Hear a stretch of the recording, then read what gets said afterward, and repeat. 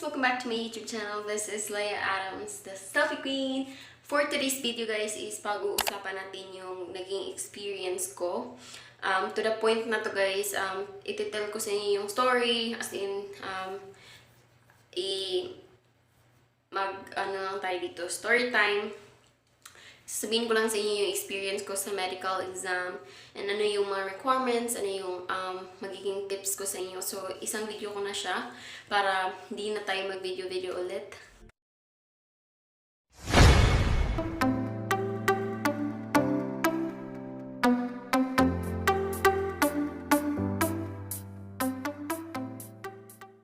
Pag-usapan na natin yung mga naging experience ko sa medical exam sa St. Luke's Medical Extension Clinic. So, pag-usapan natin siya. And ito guys, based on experience to, ang naging batayan ko lang dito is yung personal experience ko. Hindi ako hindi ako nag-work sa agency, wala, as in wala. Based on experience lang to guys. Sasabihin ko lang sa inyo kung ano yung naging experience ko and kung ano yung mga na-observe ko, kung ano yung mga tips ko sa inyo para mas madali yung pagiging process nyo doon. So, ayun. And also, papakita ko naman sa inyo yung mga sample requirements if meron pa ako dito. Kasi yung iba, kinuha na nila. So, papakita ko sa inyo in the last part na dito ng video para ma-focus tayo sa experience muna. So, guys, ito based on my experience as a spouse. And this is for CR1 visa, spouse visa, IR1 visa. So, yan. Ang difference ng CR1 at saka IR1, guys, is yung CR1 is yun yung, if I'm not mistaken, yun yung mga married na pero less than 2 years. At saka yung IR1 is more than 2 years. So, ilalagay ko dito if I am not wrong. So, yan yung pagkakaintindi ko at saka yan yung alam ko. But anyways, ilalagay ko naman dito kung ano yung difference na ng dalawa. So, sa akin guys is spouse visa na siya. So, immigrant visa. So, sa mga same sa akin dyan na spouse visa na, maganda to sa inyo kasi same tayo ng case. Ayan. So, yung schedule ko is January 6 sa embassy interview yan. So, before sa interview, kailangan yung matapos yung medical exam. Kasi pag fail ka sa medical exam, hindi ka makaka-proceed sa interview. So, ang gagawin mo is magpapa-medical ka before sa interview mo. At saka, kailangan before sa interview mo, tapos na yung medical mo, at saka nandun na sa embassy yung result or ikaw yung nagdala ng result. So, yun. So, after nun guys, January 6 yung interview ko. So, kailangan kong matapos yung medical ko before nun. So, before January 6, kailangan ko na siyang matapos. And ang downside lang nung sa akin is maraming holidays. So, kapag maraming holidays, expected na maraming tao babalik sa hindi na holiday. Kagaya nung sa akin, nagpa-medical ako guys, January 3 at saka 4. And of course, take note, yung medical exam is 2 days. So, kailangan yung pumunta ng Manila. Hindi kayo magbubook ng ticket pa uwi agad. Kailangan nandun kayo sa Manila ng 2 days. Kasi yung process ng medical exam is 2 days. So, ayun. First day is yun yung mga exam. And then second day is result. Kapag okay lahat, doon na yung vaccine. And then, kapag okay na din kayo, bibigay yung result or sila yung magpapadala ng result. Yes, sa aking case, sila yung nagpadala ng result sa embassy. So, yung main experience ko guys is pumunta ako ng St. Luke's Medical Clinic or Extension Clinic. It's SLEC, St. Luke's Extension Clinic. Yan. Pumunta ako doon before 5 a.m. So, noon, pumunta ako doon Thursday, January 3. Tapos, punta ako ng before 5 a.m. Dumating ako doon mga 4:45, ganun. And sobrang dami na ng tao, guys. Ang aga ko na, sobrang dami ng tao, pang 127 na ako. So, yun. Merong line doon, tatanungin ka kung ano yung case mo, if you're immigrant or non-immigrant. Tapos, meron ding line for Canada, England, at saka meron din for US. So, magtanong ka lang doon pagdating mo para sure kung saan yung line mo. And, Pagpunta mo doon, pag-line mo, makinig ka doon kasi magla-line ka dito sa gilid. So, pag-line mo doon, pag ikaw na, ibibigay mo na yung requirements, at saka sila na yung mag-staple, tapos meron na yung picture, tapos staple na doon. Tapos meron silang bigay na instruction. Pag sinabi na punta ng second floor, maghintay doon ka maghintay. Pag sinabi na maghintay ka sa first floor, then doon ka maghintay sa first floor. Basta makinig ka ng mabuti doon. Tip ko, mag-observe, makinig, be active. Hindi ka parang patulog-tulog ka doon. Hindi kailangan active kasi pag tinawag yung number mo, tapos hindi ka magiging active, syempre pumunta na sila sa ibang number kasi hindi ka nila hintayin sa dami ng tao doon. Ayan. So, pagkatapos nun, isang tip ko rin sa inyo guys is pumunta kayo doon sa SLEC ng Thursday, Friday, tsaka yung hindi galing holiday kasi yun yung hindi masyadong maraming tao, tsaka hindi yun tatagal ng matagal doon, hindi ka tatagal doon sa clinic nila. So, mas maganda yung Wednesday, Thursday, Friday, tapos hindi galing holiday. Kasi pag ganun, marami ng tao babalik pagtapos ng holiday. Yun. Kagaya nung sa akin. So, ayun. And then, after nun, pagpasok ko, sabi na maghintay sa second floor. So, pumunta ako ng second floor. Tapos, meron din doon mga numbers. Tapos, pag naghintay ka doon, kapag maraming tao talaga, maghintay ka rin ng matagal, mga an hour, ganun. Tapos, tatawagin ka nila, sasabihin na pumunta ng first floor, number 105 to 110, pumunta ng first floor. So, sa baba din, sa first floor, magla-line ka rin ulit doon. Tapos, merong windows doon sa first floor na doon kayo pupunta. So, pagkatapos ko doon, sa first floor, magla-line ka doon, tapos meron ibibigay sila na card, papabasahin ka ng card, yun yung parang waiver nila na sinasabi kapag ano mangyari dito, ano yung maging result, yun yung papasa ng basi, tsaka ganun. Basta babasahin nyo lang yung card, tapos pipirmahan nyo siya later pag kayo na yung nasa window. Yun.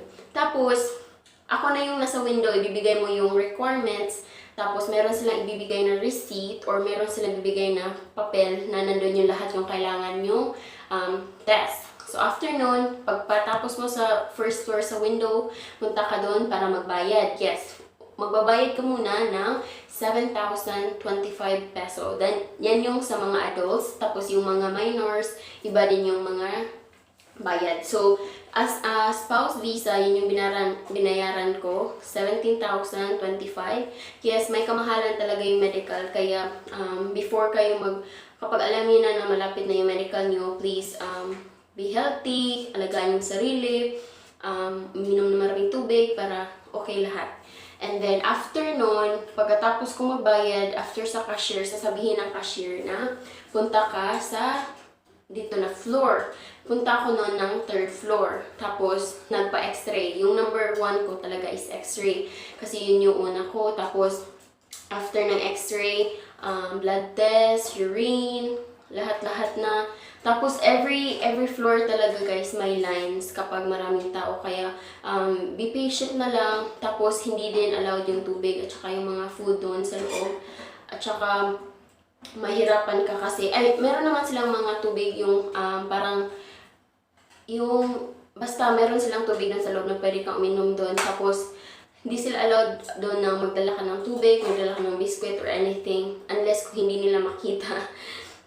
Ayun. So, kailangan talaga na kumain kayo before kayo pumunta doon at saka uminom kayo ng maraming tubig para pagdating nyo doon, tapos mag-urinalysis na kayo, diretso na. Yun. Tapos, ibibigyan naman nila kayo ng instructions every floor kung saan kayo pupunta, kung ano yung gagawin nyo. Tapos, be observant lang sa mga paligid, magdala ng sariling ballpen para pag may mga fill upan, madali na lang. Tapos, magdala din kayo ng barya na yung exact amount na para mabilis na. Kasi, mahirapan na sila magsukli, ganun. Kasi, yung mga tao doon talaga is mga bubuo-buo din yung perang dala. So, magdala na lang kayo ng exact amount para mas mabilis yung process niyo. So, after noon, after x-ray, blood test ako, kinuha na akong dugo, tapos nagpa-urinalysis din. Tapos, after noon, pupunta ka na naman ng ibang floor. Tapos, merong physical exam, yung eye test, meron dun yung pinaka-last is physical exam.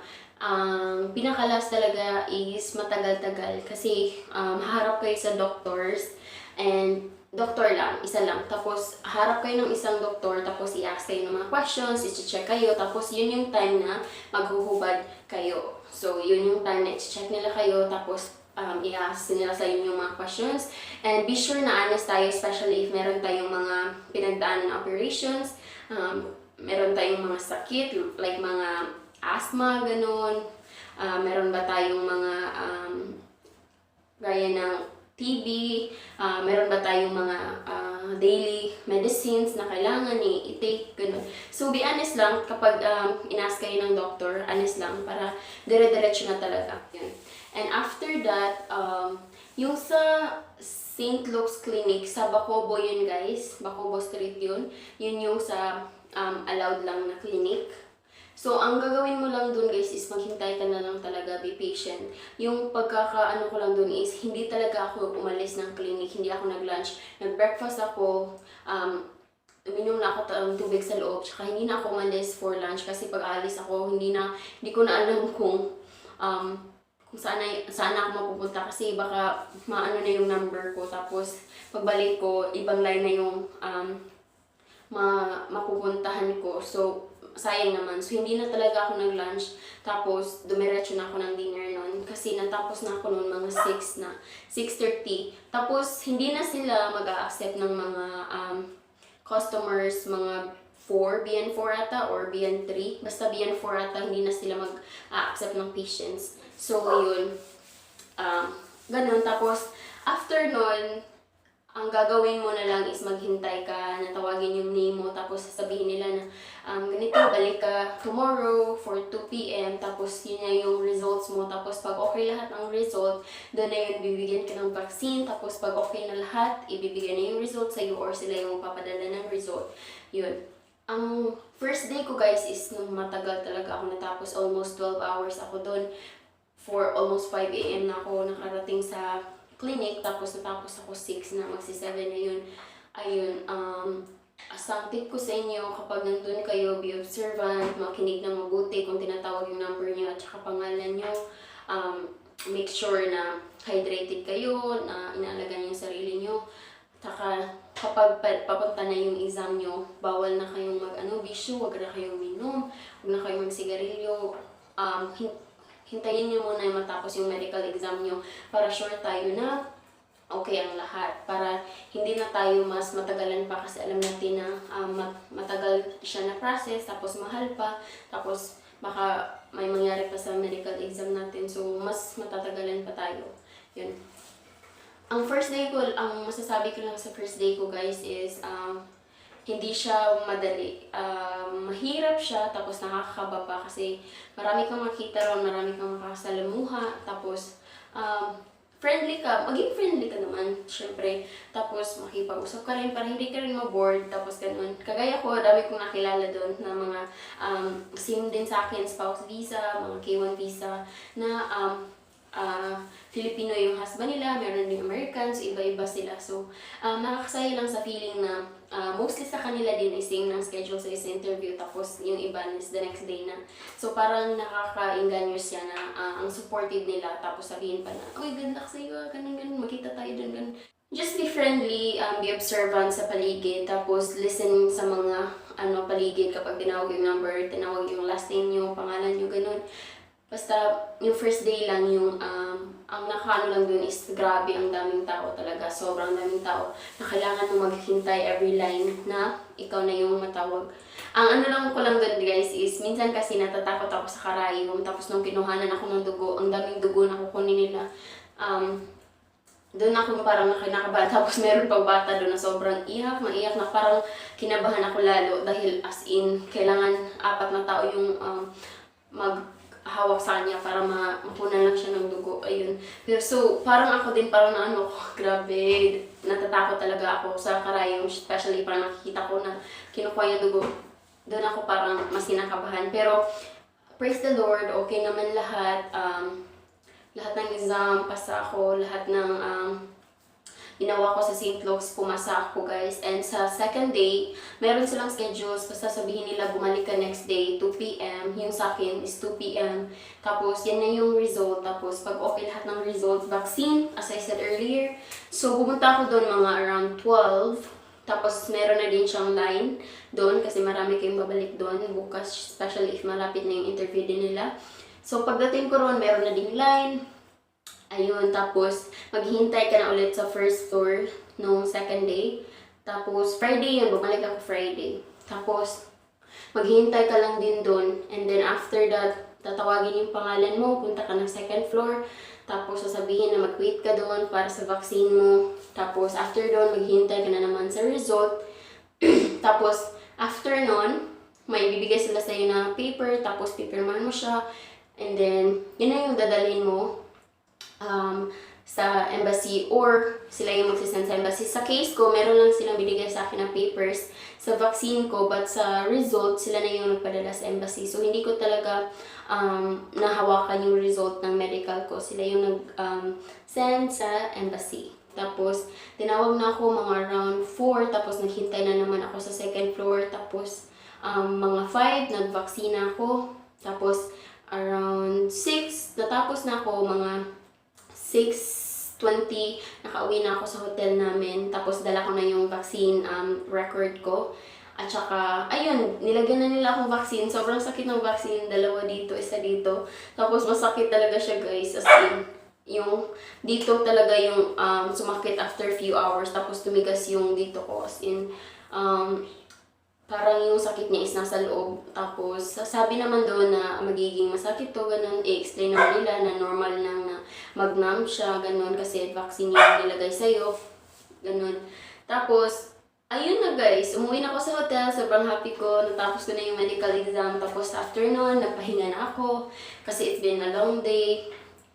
Tapos, pagkagising ko sa umaga, nag-relax na ako kasi Saturday na yon, tsaka Monday pa yung interview ko. Niready ko na yung mga kailangan kong dalhin, kailangan kong suotin. And then after that, punta na ako sa interview, and that's for a next video. Guys, and the requirements is, ito na siya. Meron akong list dito. Ito yung number 1. Of course, yung passport nyo, kailangan nyo siyang dalhin kasi dun sa medical clinic nila, pipirmahan siya nung doctor na nag-physical exam sa inyo. Tapos meron silang sinusulat dun sa passport nyo. So, dalhin nyo yung passport nyo and of course, photocopy of the biographic page ng passport nyo. So, kailangan nyo din yung i-photocopy. Tapos, after nun, appointment interview nyo sa embassy. I-print nyo yung email galing sa NVC. Kung spouse visa kayo, galing NVC yung appointment ko or yung interview schedule ko. So, i-print nyo yun siya. Tapos, dalhin nyo siya. And of course, yung DS260 confirmation page nyo, which is yung may barcode, guys. So, hindi nyo na kailangan i-print lahat yung barcode lang, tsaka yung front lang. So, ganito yung sample. Yan. Yan yung sample ng DS260 confirmation page. Yan yung dadalhin nyo. Ito lang na page na to. So, yan yung dadalhin nyo. And then also, makailangan nyo ng 4 pieces na 2x2 visa photos na kagaya nito. Kailangan white yung background, tapos malinis yung picture. Kailangan hindi madumi. Tapos, kailangan siyang lagyan ng name sa likod. Yun. So, kailangan siyang lagyan ng name sa likod. Tapos, huwag niyong idiin yung pagsulat. Yan. Picture, 4 na ganyan, na 2x2. And then, after, of course, kailangan nyo din ng, yun na siya guys, actually. Yun na siya. So, ilan lang yung requirements? 1, 2, 3, 4, 5, 6. 4 lang yung, 6 lang yung requirements, guys. DS260 confirmation page, appointment interview letter, registration online. Ito guys ay hindi siya compulsory kasi first come first serve yung sa medical clinic or yung St. Luke's. So, ako guys, nagpa-appointment ako online. And ito yung isisend nila kapag magpapa-appointment kayo. So, ganito yung isisend nila kapag magpapa-appointment kayo. Tapos, ito yung ipapakita nyo din sa malapit sa pinto yung pagpasok niyo pa lang sa St. Luke's. So, ito yung appointment letter na isasend nila. So, nagpa-appointment kasi ako online. So, ito yung appointment letter. Tapos, ito din yung sample ng email na isinend sa akin. So, hindi ko na siya papakita lahat kasi, alam niyo na, confidential. So, yan. Ganyan yung papakita nyo. Tapos, yun na lahat yung requirements na kailangan. Number 1, kailangan nyo yung passport. Tapos, photocopy ng passport nyo, which is yung front na biographic page. Tapos, yung appointment interview letter. Tapos, yung DS-260 confirmation page. Yung may barcode. Tapos, picture nyo. Tapos, yung registration online if gusto nyo magpa-register online. But I prefer na magpa-register kayo online para mas madali. Tapos, actually, walang hassle kasi meron ka ng appointment online. So anyway, that's all for today's video. Sana may natutunan kayo at saka sana may nabigay ako na information sa inyo. Anyway, gagawa pa ako ng ibang video. I-leave nyo lang yung mga questions nyo sa comment below para i-answer ko siya. Tapos magre-reply ako sa mga questions nyo. So thank you so much for watching. Don't forget to subscribe and see you in my next video. Bye!